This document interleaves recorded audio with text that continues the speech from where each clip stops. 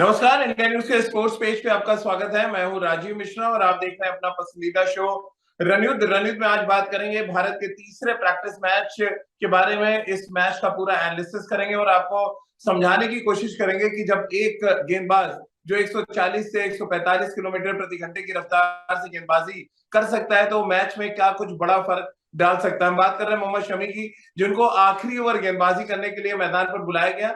रोहित शर्मा ने उनके सामने चैलेंज रखा कि आप 11 रन को डिफेंड करके दिखाएं और मोहम्मद शमी ने अंतिम ओवर में 3 विकेट निकालकर, जिनमें एक रनआउट अगर आप जोड़ दें तो 4 विकेट गिरे अंतिम ओवर में और भारत ने 6 रन से मैच जीत लिया। क्या मोहम्मद शमी उस कमी को अब पूरा कर पाएंगे जो हमने अक्सर स्लॉग ओवर्स में भारतीय टीम के साथ देखा है? क्या भारतीय कप्तान ने जो एक कमी की बात की प्रेस कॉन्फ्रेंस में कि हमने अभी भी 15 से 20 रन कम बनाया, क्या वाकई वो कमी नजर आ रही है? और साथ ही दिनेश कार्तिक ने जिस तरह से मैच को फिनिश करने की कोशिश दिखाई, उस पर बातचीत करेंगे। और साथ ही पाकिस्तान जिस तरह से मुकाबला हारा, हालांकि रिजवान नहीं खेले इस मैच में, बाबर आजम नहीं खेल रहे थे, लेकिन शहीन साहब अफरीदी पूरी तरह फिट नजर नहीं आए। गेंदबाजी हम सब ने देखा, नसीम शाह भी थोड़े से भटके हुए थे और हसनैन का भी कुछ ऐसा ही हाल था। तो एक तरफ जहां हिंदुस्तान ने अपना प्रैक्टिस मैच जीता, वही पाकिस्तान अपना प्रैक्टिस मैच इंग्लैंड के खिलाफ हार गई। अब इस हार और जीत पर भी थोड़ा सा रोशनी हम डालने की कोशिश करेंगे। हमारे साथ हमारे क्रिकेट एक्सपर्ट सबा करीम, पूर्व क्रिकेटर और सिलेक्टर, साथ ही राजकुमार शर्मा जी, विराट कोहली के कोच, इस समय हमारे साथ जुड़ गए हैं।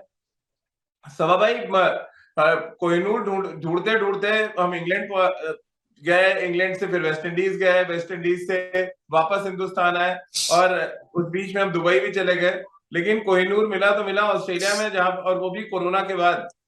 कोरोना इफेक्ट कहेंगे या अच्छी गेंदबाजी करने की भूख कहेंगे, या लगातार जिस तरह से उनपे क्वेश्चन उठ रहे थे उसको आप देख के क्या कहेंगे कि वो 6 बॉलें जो मैंने देखी आज, 6 के 6 यॉर्कर डालने की कोशिश थी, पूरी ब्लॉक होल में थी, क्रीज पर बॉल जा रही थी और लो फुल टॉस 140 किलोमीटर 142 किलोमीटर की रफ्तार से इजी नहीं था किसी भी बैट्समैन के लिए हिट करना, और इसीलिए ऑस्ट्रेलिया जो मैच जीतने की स्थिति में थी, मैच हार गई। देखिए राजीव, जनरली मोहम्मद शमी की गेंदबाजी ज़्यादा अच्छी होती है नई गेंद के साथ पावर प्ले में या फिर मिडिल ओवर्स में। और सबसे बड़ा सवालिया जो निशान उठता है उनकी गेंदबाजी में वो तभी उठता है कि वो डेथ ओवर्स में अच्छी गेंदबाजी नहीं कर पाते हैं। और इसी वजह से पहले टीम का चयन हुआ था या फिर पिछले 1-1.5 साल में जो देखा गया है कि चयनकर्ताओं की ये सोच थी कि उनको ऐसा बॉलर चाहिए जो मल्टी फेज में बॉलिंग कर सके, नई गेंद के साथ भी और डेथ ओवर्स में भी। इसी वजह से कितने नए नए चेंजेस हमें देखने को मिले या नए खिलाड़ियों को मौका मिला है। पर अंत में ये बहुत ही बड़ी बात है कि मोहम्मद शमी को सिर्फ एक ओवर कराने के लिए कहा रोहित शर्मा ने, उन्होंने डिलीवर किया।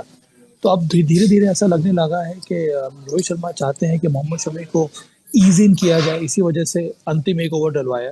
और जहाँ पर सवाल उठते हैं उनके सामने, उसी उसी वहीं पर उनको उनको उनके लिए एक चैलेंज रखा गया जिस पर वो खरे उतरे हैं। अभी भी थोड़ी जल्दबाजी हो गई है कहना कि क्या हमें वो सितारा मिल गया है कि नहीं। पर हाँ, जिस तरह का फॉर्म दिखाया है, जिस तरह का लय पहले से आईपीएल में भी देखने को मिला है, मुझे भी उम्मीद है कि जिस एक रेगुलर या फिर कंसिस्टेंट बॉलर की तलाश थी भारत को, वो मोहम्मद शमी के रूप में कुछ हद तक नजर आ रहा है इस समय। राजकुमार सर, रोहित ने बड़ा इंपॉर्टेंट बयान दिया मैच के बाद। उनका कहना था कि चैलेंज रखा उन्होंने मोहम्मद शमी के सामने। ये जो चैलेंज वर्ड है कि आप 11 रन डिफेंड करके दिखाएं, अक्सर हमने नेट्स पे सुना है ये बात कि आप नेट्स में सामने वाले बैट्समैन को चैलेंज देते हैं, गेंदबाज को आप चैलेंज देते हैं कि आप एक पर्टिकुलर स्कोर को डिफेंड करके दिखाएं। इस चैलेंज को एक्सेप्ट किया शमी ने और पूरा एक्सपीरियंस अपना झोंका इस आखिरी ओवर में, जिस लेंथ पे उन्होंने पर्टिकुलर बॉल डाली जो हम शायद मिस कर रहे थे बड़े दिनों से। हम अक्सर उस क्रीज को नहीं हिट कर पा रहे थे, यानी कि जो उस ब्लॉक होल को नहीं हिट कर पा रहे थे जो आमतौर पर स्लॉग ओवर्स में दरकार होती है। बिल्कुल राजीव, एक अच्छा चैलेंज था मोहम्मद शमी के लिए। और ऑस्ट्रेलिया के खिलाफ आप एक मैं कहूँगा प्रैक्टिस मैच ये चैलेंज दे सकते हैं अपने गेंदबाज को कि आपके लिए चैलेंज है, आप 11 रन डिफेंड कीजिए ऑस्ट्रेलिया की टीम के अगेंस्ट। और 4 विकेटें उनके हाथ में थी, तो एक ये बड़ा चैलेंज था क्योंकि आजकल की क्रिकेट में, मॉडर्न क्रिकेट में 11 रन डिफेंड करना काफी मुश्किल है T20 क्रिकेट में। लेकिन शानदार गेंदबाजी की मोहम्मद शमी ने। और जो एक चिंता थी कि क्या वो मैच फिट हैं, क्या वो बिल्कुल तैयार हैं वर्ल्ड कप के लिए, शायद वो चिंता काफी हद तक सभी के दिमाग से निकल गई है। और पूरी तरह से मुझे लगता है कि वो फिट दिखे, अच्छी लय में दिखे, जो कि बहुत इंपॉर्टेंट है मोहम्मद शमी की। जब वो फिट होते हैं, जब वो अच्छा भाग रहे होते हैं, तो वो एक बेहद शानदार गेंदबाज अलग ही नजर आते हैं। तो वही आज भी देखने को मिला, जिस तरह की उन्होंने एट विल वो यॉर्कर्स डाल रहे थे, तो वो देखकर बहुत अच्छा लगा, क्योंकि इस चीज की कमी भारत को काफी समय से खल रही थी, क्योंकि डेथ जी ओवर बुमराह के जाने के बाद एक बहुत बड़े परेशानी का सबब बन गया था कप्तान और टीम मैनेजमेंट के लिए। बिल्कुल। और सभा भाई, रफ्तार में बड़ा फर्क डाला आपको लग रहा है, क्योंकि स्पीड मिसिंग थी। रोहित शर्मा भी इस बात का जिक्र कर रहे थे। जो टीम मैनेजमेंट थी वो भी लगातार एक ऐसा गेंदबाज ढूंढ रही थी जो वो 140 प्लस गेंद डाल सके। क्या शमी की स्पीड भी बहुत ज्यादा इंपॉर्टेंट फैक्टर बनी इस तरह के प्रदर्शन में, और आने वाले मैचेस में स्पीड बड़ा काउंट करेगी शमी की? बहुत बड़ा फैक्टर है राजीव। अगर आपको ऐसा सीम बॉलर मिल जाए जो 140 से ऊपर गेंदबाज बॉलिंग कर सकता है, उसके ऊपर सटीक लेंथ पर बॉलिंग करे, यॉर्कर लेंथ डाले, तो वहां से रन बनाना बहुत मुश्किल हो जाता है। और मोहम्मद शमी ने एक बात और दिखाई है कि अब उनको विश्वास है कि वो सिर्फ यॉर्कर ही डालेंगे डेथ ओवर्स में, ज्यादा कुछ प्रयास करने की कोशिश नहीं करेंगे। वहां से अगर किसी ने मार दिया तो अलग बात है। तो कई बार ये होता है कि आप यॉर्कर डालते हैं, वहां पर आपकी पिटाई हो जाती है, तो फिर आप कुछ और अलग प्रयास करना शुरू कर देते हैं, तो वहां पर आपके और ज्यादा रन आपके बॉलिंग में पड़ते हैं। तो ये भी जरूरी है कि आपकी जो स्ट्रेंथ है आप उसी पर विश्वास दिखाएं और बार बार वहीं पर गेंदबाजी करने की कोशिश करें। अगर 6 में से 5 गेंदें भी पड़ जाती हैं तब भी वो बहुत ज्यादा इफेक्टिव ओवर साबित होगा, विशेष करके डेथ ओवर्स में। तो हाँ, उसके साथ साथ जैसा कि आपने कहा कि अगर पेस है तब आपकी यॉर्कर भी ज्यादा इफेक्टिव होती है। अगर पेस नहीं है तो फिर यॉर्कर का कोई अर्थ होता नहीं है, उतना ज्यादा असरदार साबित होती नहीं है यॉर्कर। राजकुमार सर, आप कैसे देख रहे हैं? स्पीड बड़ा फर्क डाल रही है, और स्पीड के साथ साथ जब स्किल भी काम करने लगे ने, हर्षल पटेल ने जो 19वां ओवर डाला, बड़ा कमाल का ओवर था। 2 ओवर में 16 रन चाहिए थे और उन्होंने उस ओवर में सिर्फ 5 रन दिए। तो ये भी एक फर्क आ जाता है जब कोई एक्सपीरियंस गेंदबाज आता है और आपको समझाने की कोशिश करता है कि आप किस लेंथ में और किस लाइन में गेंदबाजी करें। पहली गेंद तो उन्होंने एरन फिंच को आउट किया, जो 76 रन की पारी खेल रहे थे, और वहां से बड़ा फर्क पड़ गया मैच में पूरे। बिल्कुल राजीव, अच्छा लगा हर्षल पटेल की गेंदबाजी भी देखकर। और देखिए, इंटरनेशनल क्रिकेट में अगर आप 140 से कम डाल रहे हैं, और T20 क्रिकेट में वहां पर आपका बचना बहुत मुश्किल है, क्योंकि बैट्समैन बिल्कुल तैयार रहते हैं स्लॉग करने के लिए। और हमने देखा है कि अच्छी तेज गेंदबाजी को भी सामने छक्के आजकल लगते हैं T20 क्रिकेट में। तो अगर आप उससे स्लो हैं, अगर आप 128 130 पे डाल रहे हैं, तो वहां पर आपके लिए स्लॉग ओवर्स में बचना वाकई में बहुत मुश्किल होता है, क्योंकि बैट्समैन बिल्कुल तैयार होता है, बैट्स बहुत अच्छे हैं, विकेट इतनी प्लेसिड होती हैं कि बहुत ही इजीली आप कांटेक्ट करते हैं और दूर लंबे छक्के मारते हैं।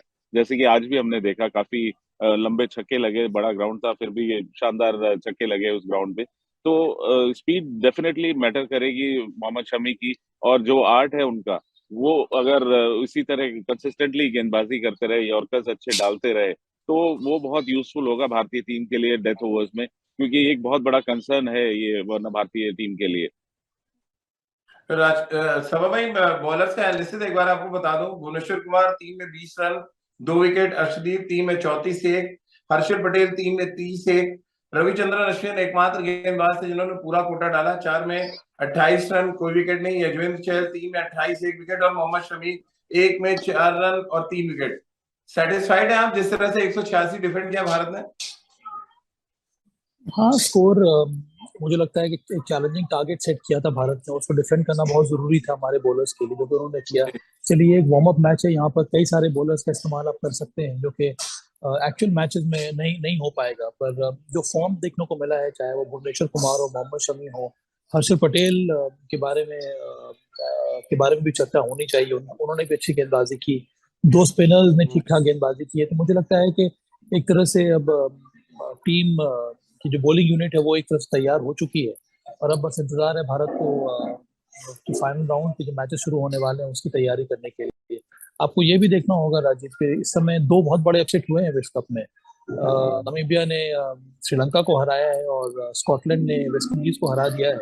इसका मतलब है कि आने वाले ये जो विश्व कप है ये बहुत सारे सरप्राइजेस लेकर आ रहा है हम लोगों के लिए।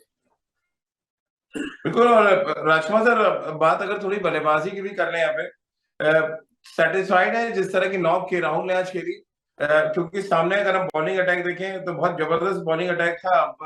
ऑस्ट्रेलिया के पास स्टार्क, के Richardson, Cummins, Stoinis, Maxwell, Aston अगर ये सब सारे गेंदबाज खेल रहे थे। इनके खिलाफ 172 के स्ट्राइक रेट से राहुल ने बैटिंग की और सूर्य कुमार यादव ने 151 के स्ट्राइक रेट से बैटिंग की। सूर्य कुमार यादव को तो ऐसा लग रहा है रोहित शर्मा ने जिससे टैग दिया है कि बड़े मैच विनर है इस वर्ल्ड कप में, वो तब से वो और ही खतरनाक बैटिंग करने लगे। बिल्कुल राजीव, बहुत खुशी हुई है सूर्य कुमार यादव की यहाँ पर बल्लेबाजी देखकर, क्योंकि माना जा रहा था कि ऑस्ट्रेलियन विकेट्स पर वो किस तरह की गेंदबाजी करेंगे। वो एक थोड़ा सा क्वेश्चन मार्क था, क्योंकि भारत में तो हमने देखा था कि सब कॉन्टिनेंट में वो बेहद शानदार बल्लेबाजी कर रहे थे, क्योंकि यहाँ पे विकेट्स पे बाउंस डिफरेंट है। लेकिन खुशी हुई ये देखकर कि ऑस्ट्रेलिया में भी उन्होंने उसी तरह की इम्पैक्ट वाली पारी खेली। और केएल राहुल एक शानदार टच में थे और कुछ शॉट्स तो बहुत ही खूबसूरत उन्होंने और एफर्टलेस शॉट्स मारे, जो देखकर बहुत ही अच्छा लगा कि केएल राहुल एक बहुत अच्छे निक में है। और मुझे लगता है कि जिस तरह की ये फॉर्म है भारतीय टॉप ऑर्डर की, तो ये बहुत बड़ी स्ट्रेंथ है और सही टाइम पे शायद भारतीय बल्लेबाजों ने पीक किया है, जो कि बहुत इंपॉर्टेंट रहेगा इस वर्ल्ड कप में। सभी बल्लेबाज बहुत शानदार टच में नजर आ रहे हैं। विराट ने भी बहुत छोटी सी एक पारी खेली, लेकिन बहुत शानदार टच में वो नजर आ रहे थे, जिस तरह उन्होंने वो एक दो शॉट्स मारे। रोहित अच्छे वो निक में नजर आ रहे हैं, तो ये एक अच्छी बात है कि सभी बल्लेबाज अच्छी फॉर्म में नजर आ रहे हैं और they are raring to go now. Rohit Sharma ने हालांकि सभाई प्रेस कॉन्फ्रेंस में कहा कि 10 से 15 रन कम बनाए टीम में। ये हर एक कप्तान को हमेशा से लगता है कि 10-15 रन एक्स्ट्रा हो तो शायद क्वेश्चन मिल जाए। बहरहाल जो पहले विकेट की स्टार्ट थी सभा भाई 7.3 ओवर में 78 रन, कुछ ऐसी स्टार्ट की आप दरकार कर रहे हैं लगभग हर मैच में, जो जो आपकी टैगलाइन है, जो आपने टेम्पलेट सेट किया है भारत, उसी के हिसाब से खेलती नजर आई। ऐसा ही होना भी चाहिए राजीव, और ये बहुत बड़ी बात है कि भारत ने शुरुआत अच्छी की है, वो भी एक स्ट्रॉन्ग बॉलिंग अटैक के सामने, एक प्रॉपर क्रिकेट ग्राउंड में, जो जहाँ पे ग्राउंड के डायमेंशन काफी बड़े थे, वहां पर इस तरह की शुरुआत देना ये दर्शाता है कि हमारी बल्लेबाजी जो क्रम है, बल्लेबाजों में बहुत ज्यादा आत्मविश्वास बढ़ चुका है इस समय। और सबसे बड़ी बात है कि आप इस तरह की शुरुआत तभी दे सकते हैं जब आपको विश्वास है अपने मिडिल ऑर्डर के ऊपर, और वो विश्वास इस समय रोहित शर्मा और के राहुल की बल्लेबाजी में नजर आ रहा है। आपके पास विराट कोहली है, आपके पास सूर्य कुमार यादव है, हार्दिक पांड्या है, दिनेश कार्तिक है। तो इस तरह के बल्लेबाज अगर आपके पास हैं तो फिर आप खुलकर बल्लेबाजी कर सकते हैं और प्रयास कर सकते हैं कि पावर प्ले का ठीक प्रकार से उपयोग किया जाए, क्योंकि इस समय देखने को मिल रहा है।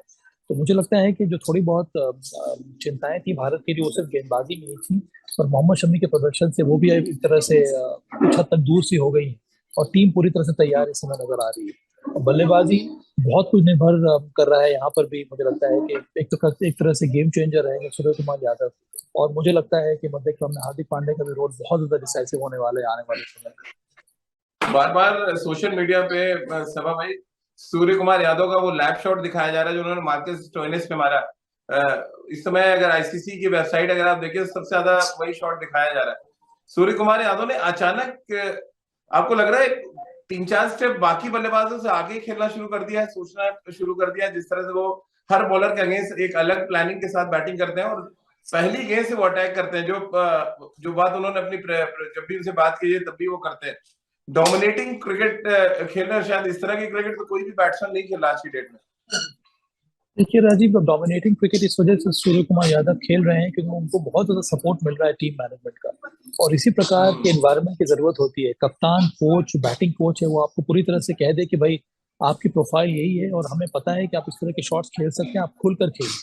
देखिए T20 में ज्यादा कंसिस्टेंट बल्लेबाजी करना बहुत ज्यादा कठिन होता है। अगर आप 5 में से 2.5 या 3 पारियों में भी रन बना रहे हैं और मैच विनिंग पारियां खेल रहे हैं, तो बहुत बड़ी बात है, और यही उम्मीद कर रहा है टीम मैनेजमेंट सूर्य कुमार यादव से, और उस पर वो डिलीवर कर रहे हैं। तो ये भारत के लिए बहुत अच्छी बात है कि सूर्य कुमार यादव का फॉर्म यहाँ पर भी देखने को मिल रहा है। विकेटें अलग हैं, कंडीशंस अलग हैं, उसमें भी अगर आप स्ट्रॉन्ग बॉलिंग अटैक के सामने इस तरह के स्ट्राइकर के साथ बल्लेबाजी करते हैं, तो इसका मतलब यही है कि आप में विश्वास भरपूर है, जिसका फायदा भारतीय टीम को विश्व कप में मिलना चाहिए। और राजकुमार सर, बैटिंग का अगर मैं आपको दिखाऊं तो रोहित एकमात्र ऐसे बैट्समैन थे जिनका स्ट्राइक रेट थोड़ा नीचे था। नहीं तो हर बैट्समैन ने कोशिश की, यानी कि 10 बॉल 20 रन बना दें, 13 बॉल पे 20 रन बना दें। दिनेश कार्तिक एक और उसी में एग्जांपल है जिन्होंने 14 गेंदों पे 20 रन बनाए और उनका भी स्ट्राइक रेट 140 के ऊपर रहा।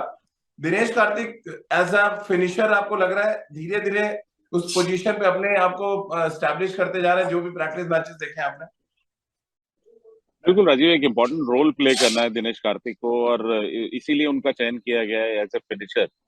मुझे लगता है तो थोड़ा सा ज्यादा इम्प्रोवाइज कर रहे हैं। अगर थोड़ा और स्टेबल होकर खेलेंगे तो और ज्यादा वो कंसिस्टेंट होंगे, क्योंकि बहुत अच्छे स्ट्रोक्स हैं उनके पास, और आज भी उन्होंने दिखाया कि वो मैच को अच्छे से फिनिश कर सकते हैं। सभी बल्लेबाजों ने इंटेंट दिखाई कि वो बड़े रन बनाने जा रहे हैं, मतलब भारत एक बड़े स्कोर की तरफ ही टारगेट करेगा। ऐसा नहीं है कि हम 120-25 की तरफ जाएंगे। मुझे पूरी आशा है कि भारत एवरेज स्कोर भारत का 180 प्लस होगा इस टूर्नामेंट में, जो कि शायद जिस इंटेंट के साथ भारत की टीम खेल रही है। और रोहित की जहां तक बात करें तो अगर आप मैं देख रहा था मैच, तो बहुत कम उन्हें बॉलिंग भी खेलने को मिल रही थी, क्योंकि ज्यादातर हाँ हाँ जी बैटिंग जी। केएल राहुल ही कर रहे थे, तो एक आधा बॉल बीच में उन्हें मिल रहा था, तो इसलिए वो बहुत ज्यादा अपने आप को शो नहीं कर पाए। बट रोहित तो हम सभी जानते हैं कि ये जो जो अब टेम्पलेट है ये रोहित ही लेकर आए हैं कि आपको पॉजिटिव जी। बल्लेबाजी करनी है T20 क्रिकेट में। तो कप्तान has always seen we have always seen कि वो ही लेड फ्रॉम द फ्रंट इस मामले में। तो आज क्योंकि उन्हें बहुत ज्यादा मौका नहीं मिला, इसलिए उनका थोड़ा स्ट्राइक रेट कम रहा है। लेकिन बाकी अब ये क्लियर है कि भारतीय टीम किस टेम्पलेट के साथ खेलने वाली है इस वर्ल्ड कप में। और अच्छी बात है कि इन विकेट्स पर आप उस तरह खेल सकते हैं, क्योंकि यहाँ पे बाउंस है, बॉल आता है विकेट से आपके बैट पर। और अगर आप में जिगरा है तो आप बड़े शॉट्स खेल सकते हैं इन विकेटों पर और इन ग्राउंड्स पर। तो भाई आखिरी दो दो सवाल लूंगा आप लोगों से। एक तरफ भारत ने ऑस्ट्रेलिया को हराया, वहीं पाकिस्तान इंग्लैंड से बुरी तरह हार गया। 5 ओवर पहले 161 रन बना दिए इंग्लैंड ने। जबकि बैट्समैन तो उनके जो प्रीमियम बैट्समैन नहीं खेले थे, लेकिन बॉलर सारे खेल रहे थे पाकिस्तान के। बिना बाबर आजम, बिना रिजवान के बहुत ही कमजोर है पाकिस्तान की टीम, ऐसा लगा प्रैक्टिस मैचेस देख के। आपके क्या एनालिसिस है इस पे?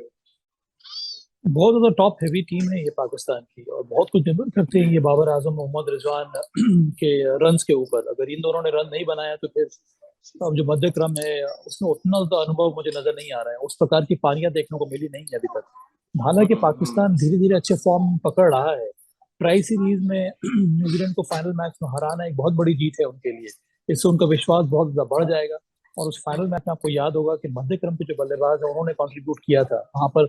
मोहम्मद नवाज ने रन बनाया था, हैदर अली ने रन बनाया था, शादाब खान ने रन बनाया था। इससे उनका विश्वास थोड़ा बहुत जरूर बढ़ गया होगा।